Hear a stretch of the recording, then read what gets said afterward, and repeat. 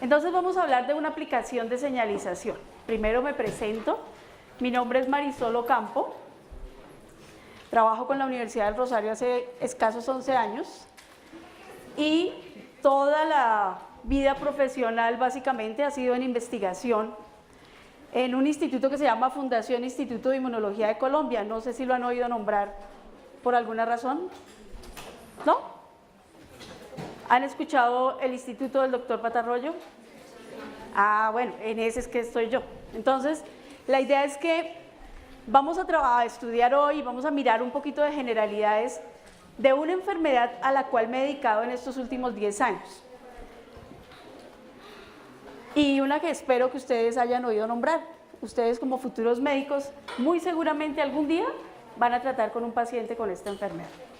Entonces, el tema, como ustedes mismos lo dijeron, va a ser señalización. Un ejemplo de señalización es lo que vamos a ver ahorita en esta horita. ¿Listo? Vamos a verlo en una enfermedad que... Por aquí me hacen el favor y hacen silencio, es que si no, nos distraen a todos allá. No, sí. Es que estábamos recordando y eso murió Simón Bolívar. ¿Recordando qué, perdón? De tuberculosis murió Simón Bolívar. De tuberculosis dicen que murió Simón Bolívar, sí señor, tiene toda la razón. Y de hecho han descubierto Mycobacterium tuberculosis en momias de faraones egipcios, sí señor. O sea, es una enfermedad que nos ha acompañado solo casi que toda la historia del hombre, ha estado la micobacteria al lado. En este momento, ¿saben qué pasa en este momento con la enfermedad? ¿Existe en este momento? Claro que sí, claro que sí.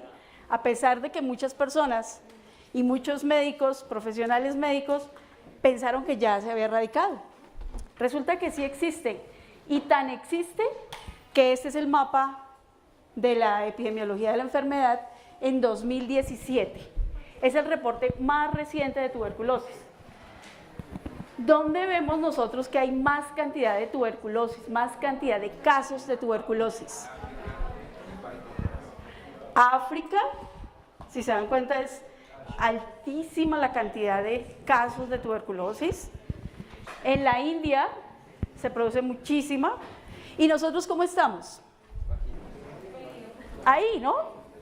Pero ahí quiere decir que tenemos muchos casos todavía de tuberculosis. ¿Sí? Perdóname.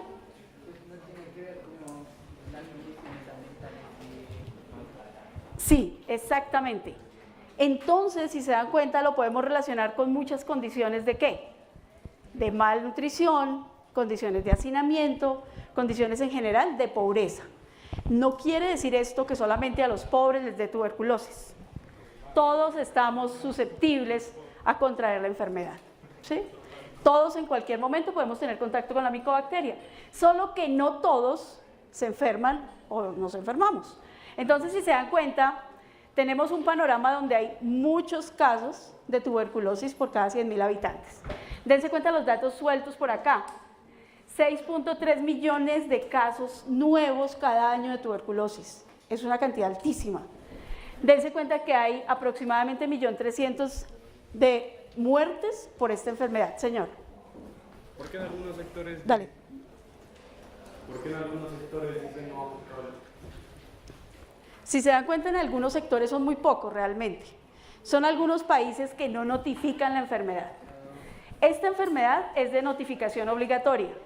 Es decir, si usted encuentra dentro de sus pacientes casos de tuberculosis, tiene que reportarlo.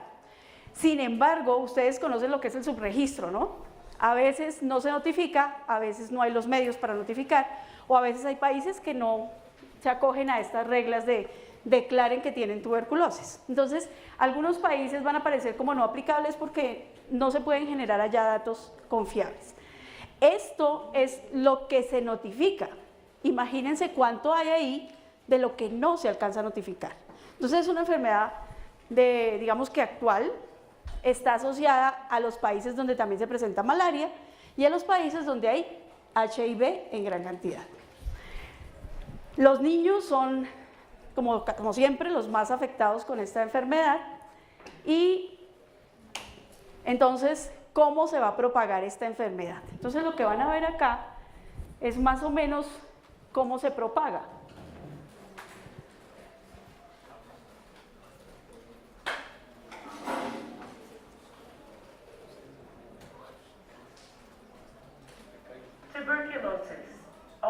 known as TB, is spread through the air from one person to another.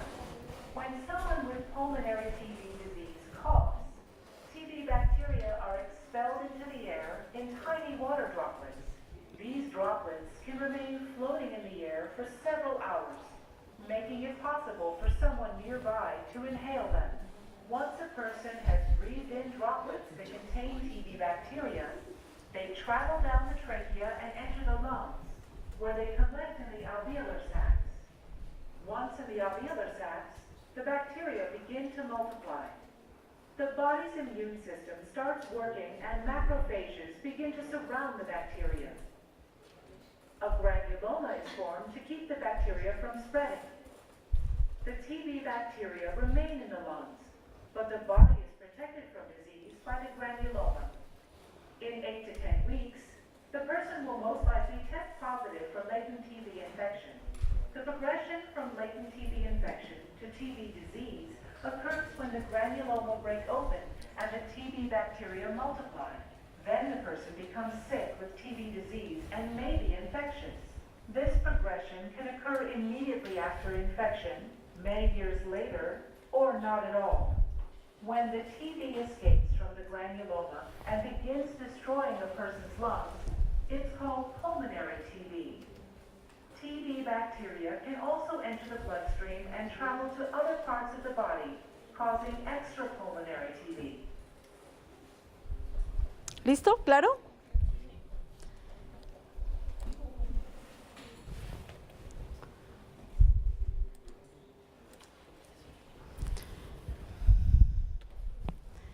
Entonces, básicamente la idea es, ¿por dónde se transmite? Por vía aérea, ¿sí? ¿Quién la puede transmitir? Solo una persona que tiene tuberculosis activa, es decir, que tenemos diferentes formas de la enfermedad. Una es la tuberculosis activa, que es lo que vemos acá, donde hay dos personas hablando y están transmitiéndose los bacilos. Cuando nosotros tenemos contacto con una persona que tiene la tuberculosis activa, esa persona es capaz de expulsar el bacilo en las gotitas de saliva.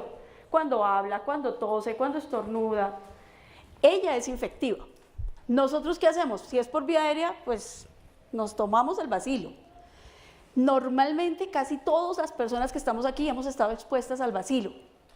Alguna vez hemos tenido que ir a un transporte público, alguna vez hemos estado en una zona donde hay muchas personas, donde hay acumulación de gente. ¿Cuál es la diferencia?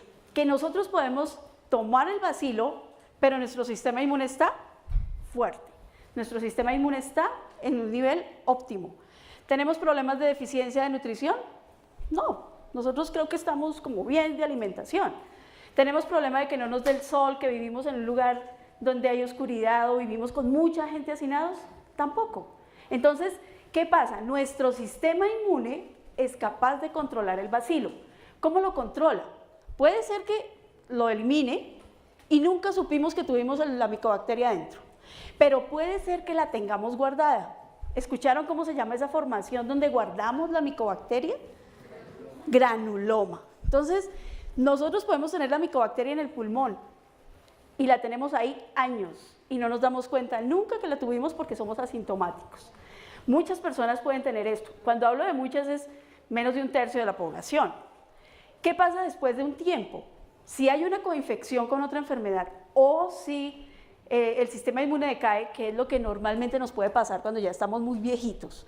Entonces, cuando el sistema inmune decae, la micobacteria no estaba muerta, la micobacteria estaba ahí dormida, en un estado que es lo que se llama ahí en la diapositiva latente.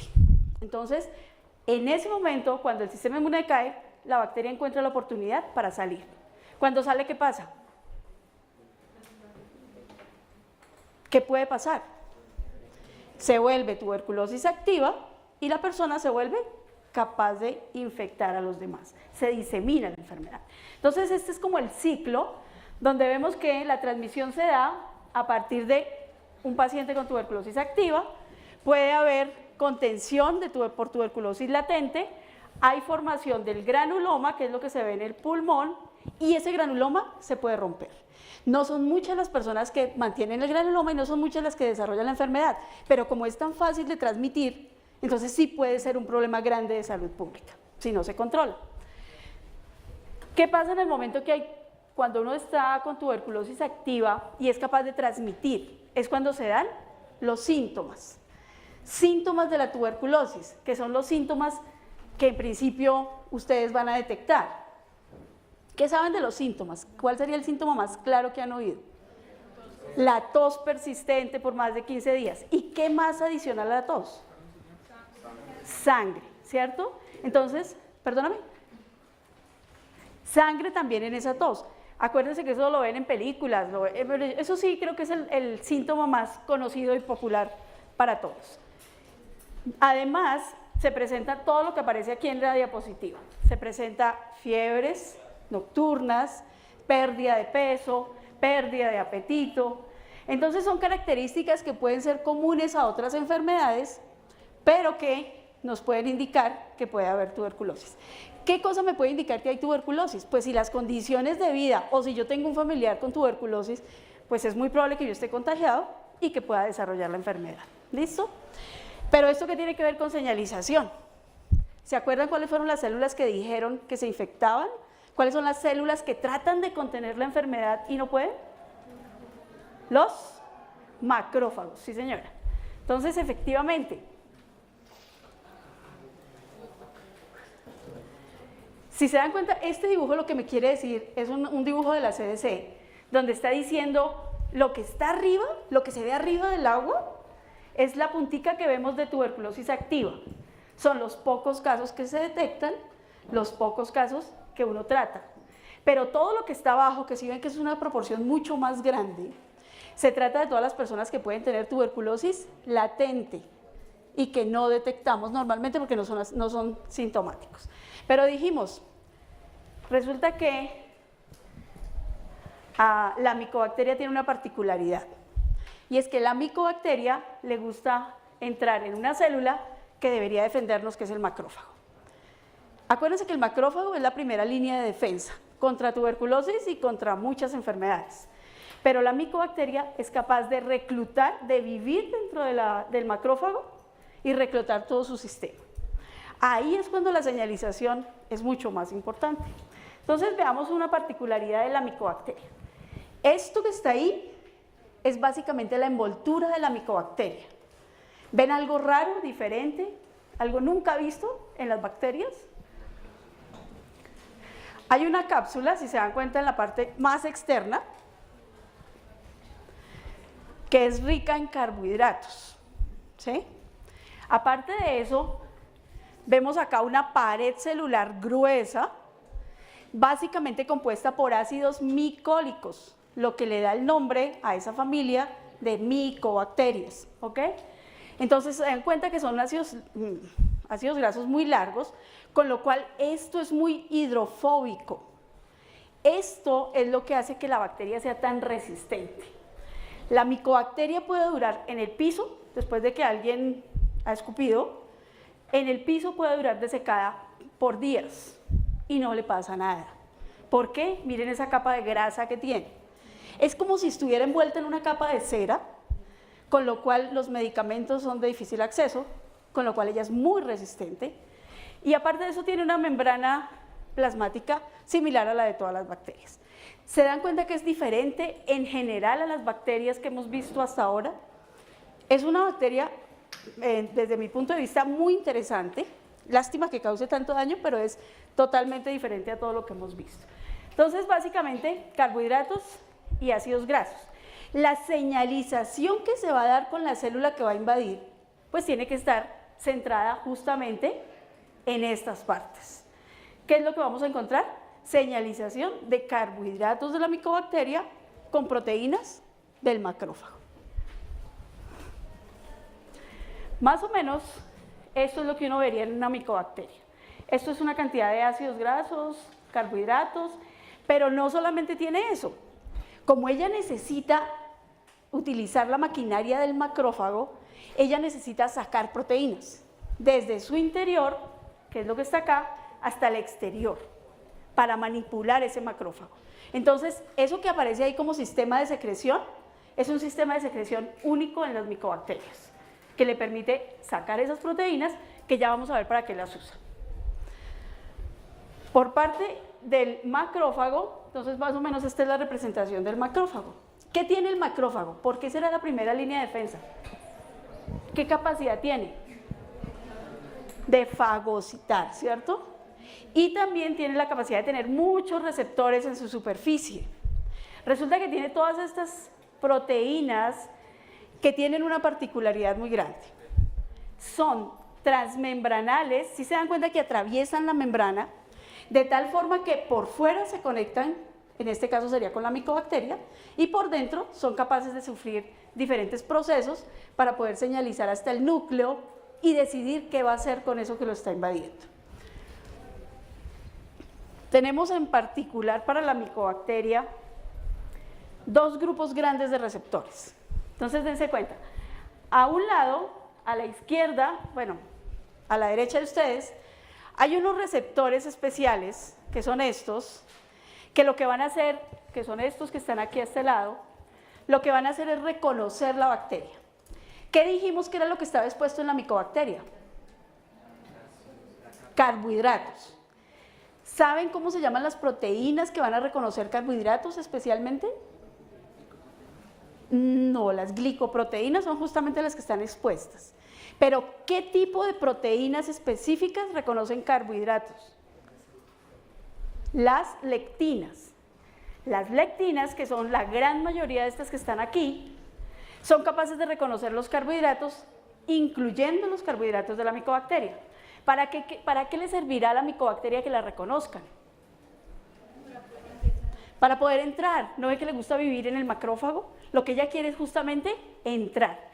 Normalmente, ¿qué espera uno que le pase a algún microorganismo que entra a un macrófago? Se degrada. ¿Cómo se degrada? Más o menos. Entra la célula y ¿qué pasa ahí? ¿Se acuerdan que se forma un fagosoma, luego se funde con el lisosoma, más o menos? Bueno, si no, después lo van a ver seguramente con muchísimo más detalle. En principio la idea es, entra el microorganismo, lo engolfa, como que lo envuelve, entra a la célula y dentro se va a formar fagosoma, lisosoma, el lisosoma que tiene enzimas que van a trabajar rompiendo todo el microorganismo. Eso pasaría normalmente, pero como la micobacteria es otra cosa, la micobacteria entra y es capaz de evitar que se forme ese fagosoma, lisosoma, expulsando algunas proteínas de las que él tiene en su interior, con ese sistema de secreción que les dije que era único, o si no, es capaz de reclutar proteínas del macrófago para evitar que el fagosoma madure. O sea, es una bacteria muy hábil. Por otra parte, tiene otra forma de entrada. Tiene una forma de entrada que son los receptores que reconocen patrones en los microorganismos. ¿Patrones como cuáles? Algunos azúcares, algunas secuencias específicas, pueden ser ácidos grasos, y este reconocimiento les sirve para que esta célula genere una respuesta inmune. ¿Se acuerdan que yo les dije que la mayoría de las personas podemos tener contacto pero no nos enfermamos? Porque esto funciona, porque realmente puede la micobacteria entrar, pero el sistema inmune responde. ¿Cómo es responder? Es empezar a sacar señales para que reclutar nuevas células y que se genere una respuesta inmune eficiente contra la micobacteria. Entonces la mayoría de las personas lo que hacemos es, efectivamente, puede entrar la micobacteria, pero el sistema inmune permite que esta célula macrófago emita señales, es decir, emita citoquinas y se genere una respuesta inmune eficiente. Estos son los receptores importantes para esta clase de hoy, no son los únicos, pero para esta charla. Son los receptores tipo lectina. Características del receptor tipo lectina: atraviesa la membrana y reconoce carbohidratos. ¿En qué nos interesa a nosotros para hoy? Pues porque está reconociendo esto que allá aparecerá como MAN, LAM, que son azúcares específicos de la micobacteria, ¿sí? Entonces dense cuenta que dependiendo de dónde se está uniendo, se emiten unas señales al interior de la célula. Unas señales que pueden decir, empiece a generar citoquinas inflamatorias que ayuden a reclutar más células, o inhíbase esas citoquinas. Entonces esto es lo que está sucediendo Y dense cuenta, si se une por este lado a esa lectina que está aquí, esta lectina que está aquí reconoce la manosa de la micobacteria, ¿sí? Cuando la reconoce, lo que va a hacer es que puede haber una maduración del fagosoma, y aquí se están generando, esta presentación se les entrega a ustedes para que puedan ver, porque desde aquí no creo que estén viendo absolutamente nada. Pero entonces la idea es, si se une por uno de los receptores, por ejemplo por el MAM, que es el verde que está ahí en la diapositiva, lo que va a aparecer es que se producen unas citoquinas antiinflamatorias. Cuando vean inmunología, van a ver que dependiendo de cuáles son las citoquinas que se producen, la respuesta va a ir por un lado celular o por el otro lado humoral, dependiendo de cuál sea la respuesta eficiente contra el patógeno. En este caso, si se une por el receptor MAN de manosa, que esta es una lectina, me va a generar citoquinas antiinflamatorias. Las que responden a que la enfermedad se contenga son las proinflamatorias. Y dense cuenta que si se une a estas otras lectinas que están reconociendo diferentes cosas en la micobacteria, se pueden generar justamente estas citoquinas. Entonces, de ahí la importancia de quién se va a unir a qué receptor. Dense cuenta aquí en forma más, digamos que está un poquito más claro, todo esto que está aquí termina siendo receptores en el macrófago, o sea, todo lo que puede tener para reconocer los patógenos. Si se llega a unir aquí al receptor de manosa, la manosa, que viene de la micobacteria, se van a producir citoquinas antiinflamatorias. ¿Qué quiere decir? El macrófago no va a producir esa respuesta oxidativa, es decir, ¿qué va a pasar con la micobacteria? Sigue viva, no la van a matar. O también interfiere con la maduración del fagosoma, es decir, ese macrófago no murió, pero quedó inhabilitado para poder responder ante la micobacteria. Pero si la micobacteria se une a otro lado, por ejemplo acá, a los receptores TLR, ¿alguien sabe de casualidad qué es eso? ¿Alguien ha escuchado los Toll-like receptors? Los van a escuchar en inmunología, tranquilos. Se llaman receptores tipo Toll y la idea es que son muy importantes para despertar la respuesta inmune. Entonces, si se unen por ese lado, vamos a tener la producción de gran cantidad de citoquinas proinflamatorias. ¿Qué le va a pasar a la micobacteria en ese caso? Se muere. Fijo, va a haber una respuesta inmune eficiente y la micobacteria va a ser contenida. Si no es solamente contenida, pues va a morir.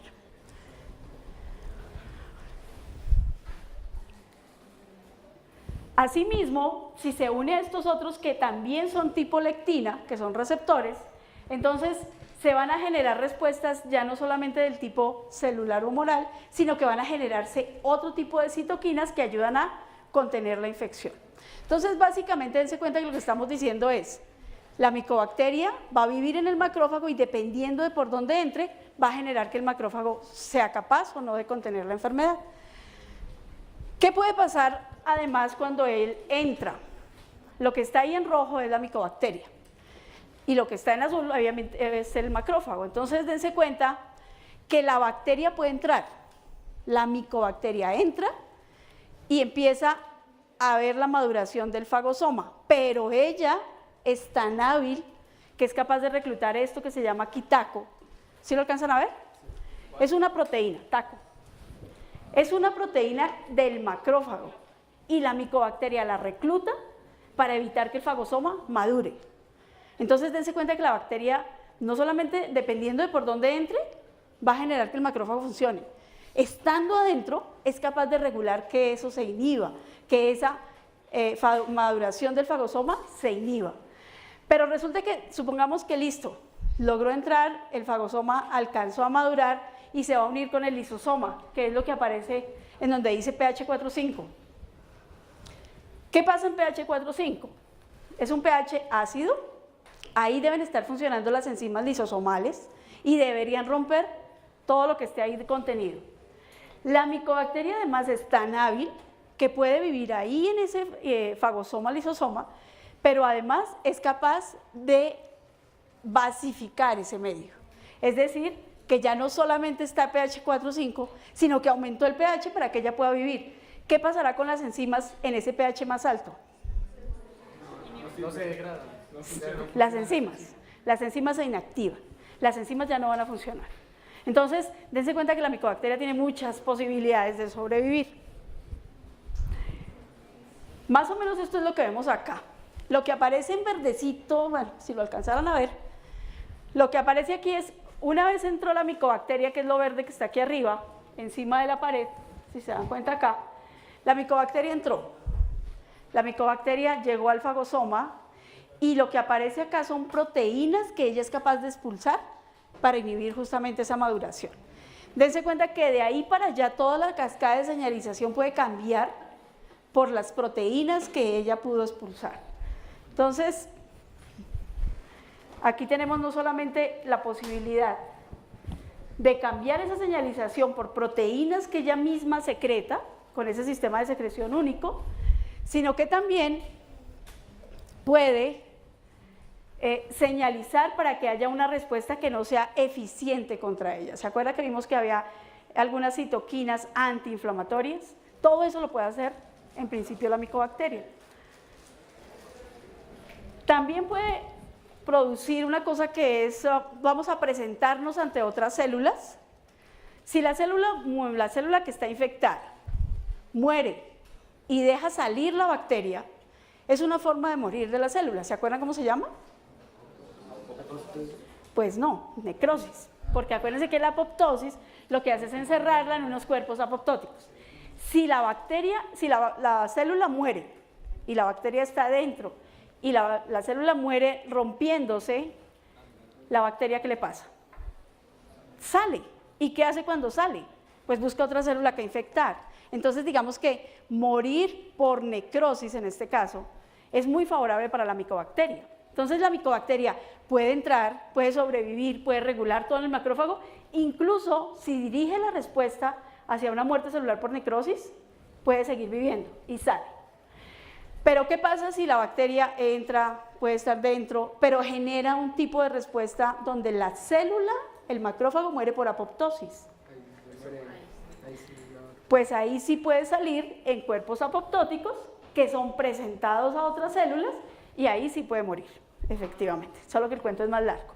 Entonces, dependiendo de todo, de por dónde está entrando, se puede estar viendo cómo finalmente la micobacteria puede ser expulsada o no. O sea, qué tan fácil será que eliminemos la enfermedad o no. Algo de lo que vemos acá es, dense cuenta lo mismo que estamos repitiendo, solo que con los receptores tipo TOL, donde vemos que dependiendo de a cuál se una, podemos tener respuesta antiinflamatoria o proinflamatoria. Es decir, una respuesta eficiente contra la micobacteria o no.